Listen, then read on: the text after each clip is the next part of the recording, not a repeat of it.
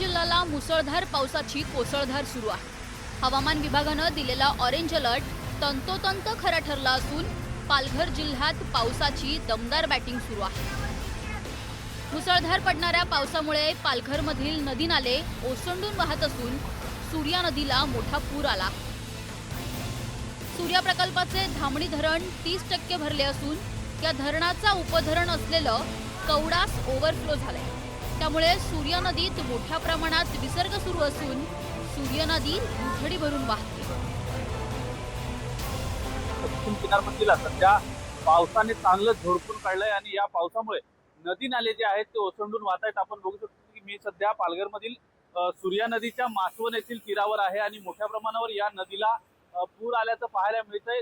जे रौद्र रूप आहे ते या सूर्या नदीने धारण केलेले आहे। एकूणच पाहिलं तर पालघर जिल्ह्यात सध्या 3 ते 4 दिवसापासून मुसळधार असा पाऊस सुरू आहे आणि त्यामुळे नदी नाले जे आहेत ते ओसंडून वाहत आहेत। ठिकठिकाणी सखल भागात पाणी साचण्यास सुरुवात झालेली आहे। अनेक गावपाड्यांवरील रस्ते जे आहेत ते सध्या वाहतुकीसाठी ठप्प झाल्याचं पाहायला मिळतंय। धरण क्षेत्रात देखील चांगला पाऊस झाल्याने सध्या नदी नाले जे आहेत ते ओसंडून वाहत आहेत। मुळात पाहिलं तर पश्चिम किनारपट्टीला याचा सर्वाधिक फटका जो आहे तो या पावसाचा पाहायला मिळतो। दुसऱ्या बाजूला हा मुसळधार पाऊस जो आहे तो 3 ते 4 दिवसापासून पडतो, त्यामुळे कुठेतरी शेतकऱ्यांच्या भात पेरण्या ज्या आहेत त्या रखडलेल्या पाहायला मिळतात।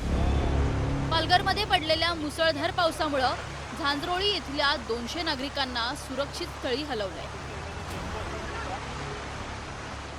झांजरोळीतील 4 पाड्यांमधील नागरिकांना सुरक्षित स्थळी हलवलंय, तर मंडलपाडा इथल्या 45 नागरिकांना रेस्क्यू करून सुरक्षित स्थळी हलवण्यात आले। पालघरच्या पश्चिम भागात अजूनही पावसाचा जोर कायम असून अत्यावश्यक कामाशिवाय घराबाहेर न पडण्याचं आवाहन जिल्हा प्रशासनानं नागरिकांना केलं। पालघरच्या जलसार जेट्टी येथून प्रवाशांना घेऊन विरार जेट्टीकडे निघालेल्या एका रोरो सेवेच्या बोटीनं 3 जणांचे जीव वाचवल्याची घटना पालघरमधून समोर येते। हे तिन्ही इसम मासेमारीसाठी खाडी परिसरात गेले होते। पालघरच्या जव्हार जेट्टीतून विरारकडे जात असताना या जेट्टीमधील प्रवाशांना 3 जण बुडत असल्याची बाब लक्षात आली। त्यानंतर तातडीनं ही बोट थांबवून बुडत असलेल्या 3घांनाही बोटीत घेऊन जीवनदान देण्यात आलं। पालघर शहराच्या पूर्व भागात असलेला वीरेंद्रनगर गोवारीपाडा या ठिकाणच्या अनेक घरांमध्ये पाणी शिरलं। नाल्याला अचानक आलेल्या पुरामुळे पहाटेच्या सुमारास नाल्याचं पाणी थेट घरांमध्ये शिरलं असून यामुळे इथे राहणाऱ्या कुटुंबियांची मोठी गैरसोय झाल्याचं पाहायला मिळालं।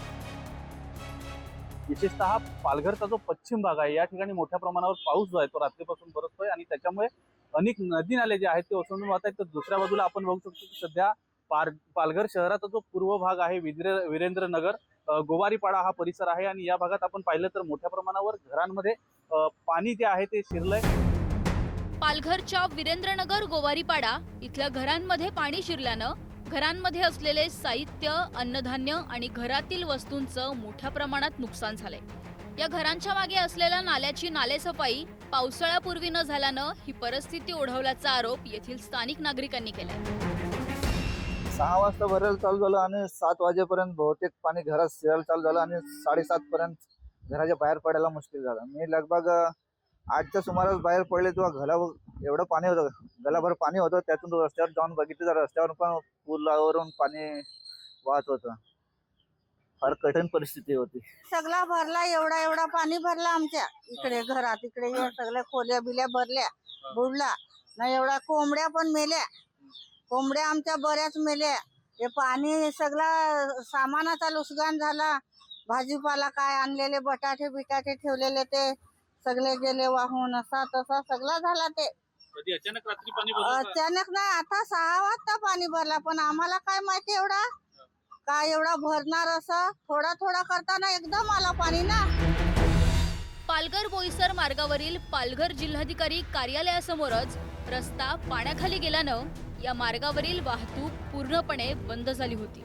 जिल्हाधिकारी कार्यालयात गेलेल्या नागरिक आणि अधिकारी कर्मचाऱ्यांना गुडघाभर पाण्यातूनच वाट काढावी लागली। ठाणे जिल्ह्यातील शहापूर तालुक्यात गेल्या 2 दिवसांपासून मुसळधार पाऊस सुरू आहे। शहापूरमधील अनेक ठिकाणी पावसाचं पाणी शिरलंय।